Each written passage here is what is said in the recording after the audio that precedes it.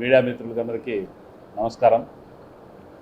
ఈరోజు కడప నగరంలో టీటీడీ కళ్యాణ మండపంలో మహానాడు జరుపుకుంటున్నారు. హిందూ ధార్మికత సర్వనాశనం చేస్తున్నారు తెలుగుదేశం పార్టీ వాళ్ళు. నిజంగా హిందువులు ఆ తిరుమలకు పోయి పెళ్లి చేసుకొని అక్కడ రూములు దొరక ఇబ్బంది లేకుండా దగ్గరలో ఉన్న టీటీడీ కళ్యాణ మండపంలో అతి తక్కువ బిడ్డు పెట్టి ఇస్తారు కాబట్టి ఇక్కడ పెళ్లి చేసుకుంటారు.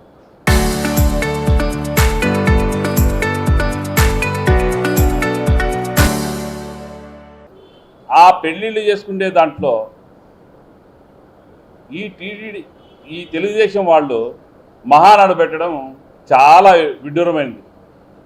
స్వయాన కాళాశ్రీ బోర్డు మెంబర్ హైమావతి గారు హిందూ ధార్మికతలో ఉండి ఆమెనే ఈ టీటీడీ కళ్యాణం బుక్ చేసి దాంట్లో జరపడము చాలా అన్యాయం. హిందువులను మీరు పార్టీలకు రంగు పులిపి వాళ్ళకేదో దగ్గరలో ఉన్న దాన్ని దూరం చేస్తున్నారు. మీ తెలుగుదేశం జెండాలు కట్టుకునే దానికి కాదా టీటీడీ బోర్డు ఉండేది. మీ బీవీ నాయుడు పూర్తి దీంట్లో కొల్లుడైపోయి దీంట్లో ఉన్న ఆఫీసర్లు కూడా ఖచ్చితంగా తెలుగుదేశం పార్టీకే పనిచేస్తున్నారు. తెలుగుదేశం పార్టీకి పనిచేయచ్చు, కానీ హిందూ ధార్మికతను కాలరాస్తున్నారు. మీరు చేసే అన్యాయమైన పనికి ప్రజలు చూస్తూ ఊరుకోరు.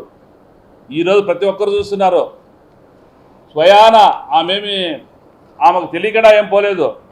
ఆమె కూడా ఒక కాళాశ్రీ బోర్డు మెంబర్గా ఉంది, హైమావతి అని.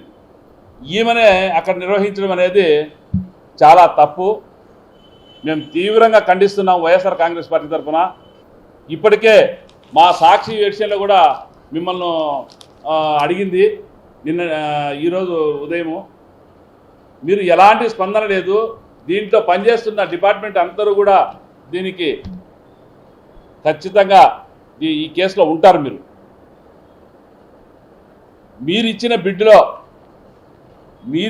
బిడ్డులో టీటీడీ బోర్డు టెండర్ ఇచ్చిన బిడ్డులో హిందూ ధార్మికతకు మాత్రమే ఇవ్వాలనేది ఆ బిడ్డులో మీకు ఒక లైన్ ఇచ్చారు. దాన్ని కూడా ఎక్సీడ్ అవుతూ మీరు ఈరోజు మహానాడు జరపడం చాలా విడ్డూరము. మేము దీన్ని తీవ్రంగా ఖండిస్తున్నాం.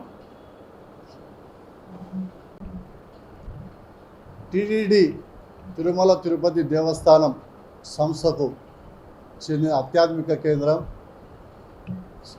అయినటువంటి కడప నగరంలో టీటీడీ కళ్యాణ మండపంలో ఈరోజు మహానాడు జరపడం ఎంతవరకు సబబని వైఎస్ఆర్సీపీ పార్టీ తరఫున మేము ప్రశ్నిస్తున్నాం.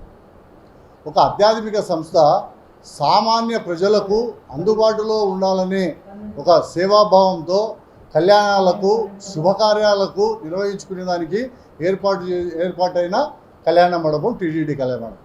అటువంటి కళ్యాణ మండపంలో పార్టీ రంగు పులిమి పచ్చ జెండాలతో పూర్తిగా ఆ కళ్యాణ మండపంను నింపి ఈరోజు అక్కడ మహానాడు నిర్వహిస్తున్నారు. ఇదేంటి? గతంలో కూడా మనం చూసాం. గత మహానాడులో ఆర్టీసీ వ్యవస్థను అలాగే ప్రభుత్వ వ్యవస్థలను స్వయంగా కలెక్టర్ పర్యవేక్షణలో నిర్వహించిన సందర్భం ఏంటిది? స్థానిక ప్రజాప్రతినిధికి నేను సూటిగా ప్రశ్నిస్తున్నా, మీకు తెలియదా అది ఆధ్యాత్మిక కేంద్రం అని చెప్పి? అంటే నవ్విపోదురు కాక నాకేంటి అన్న చందంగా ఉంది మీరు ప్రవర్తిస్తున్న తీరు.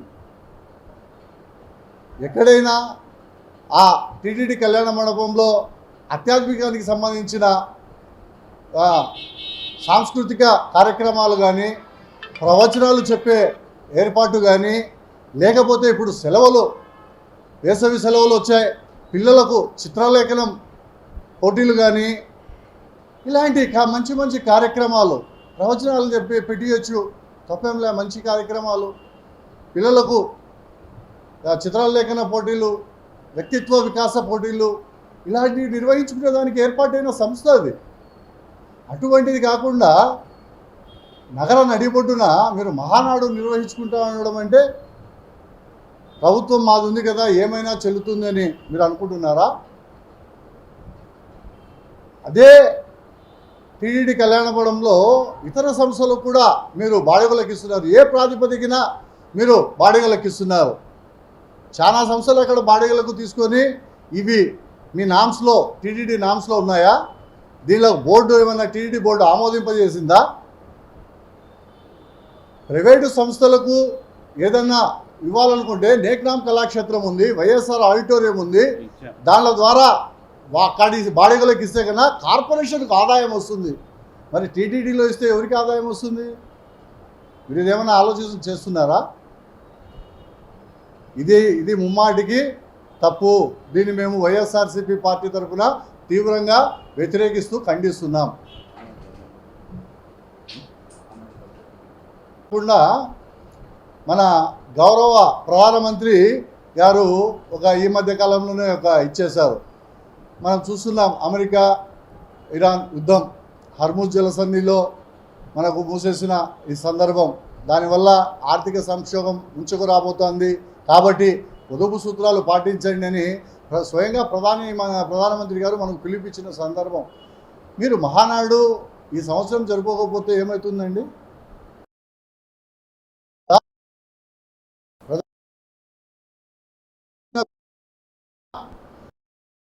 కార్యక్రమాన్ని ఈ సంవత్సరం నిర్వహించకుండా ఉండవలసింది అని సామాన్యులు కూడా అనుకుంటున్న పరిస్థితి.